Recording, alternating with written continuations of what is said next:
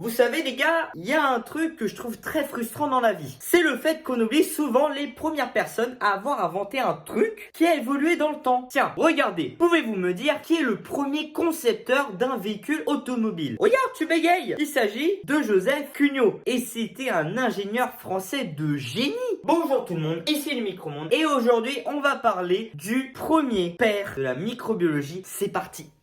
Et si vous n'avez pensé ne serait-ce qu'une seconde que c'était notre très cher Pasteur, vous êtes tombé dans le panneau très clairement. Ok, certes c'est un père de la microbiologie, mais moderne. Donc ça veut dire qu'il y a eu un mec avant lui qui a fait un taf de fou pour être surnommé le père de la microbiologie. Mais c'est qui? J'ai nommé Anthony van Leeuwenhoek. Je sais, j'ai un accent éclaté au sous-sol. Et ce mec, c'est tout simplement un génie, vraiment. Puisque ça montre que même si tu n'es pas un scientifique de base, si tu as la curiosité et la bonne manière de réfléchir, tu peux découvrir des choses totalement incroyables. Puisque notre Van Leeuwenhoek n'était pas un scientifique, c'était une personne qui travaillait dans le textile. Mais un jour, il s'est dit, mais attends, est-ce que les draps que je vends sont de bonne qualité? Est-ce qu'il n'y a pas des choses peut-être invisibles ou je ne sais pas sur mes draps? Et là, il a vu que oui, il y avait des petites choses qui étaient présentes sur ces draps, qui décident d'appeler des animalcules. Juste pour vous dire, c'est qu'aujourd'hui, les animalcules, c'est ce qu'on appelle des bactéries. Par contre,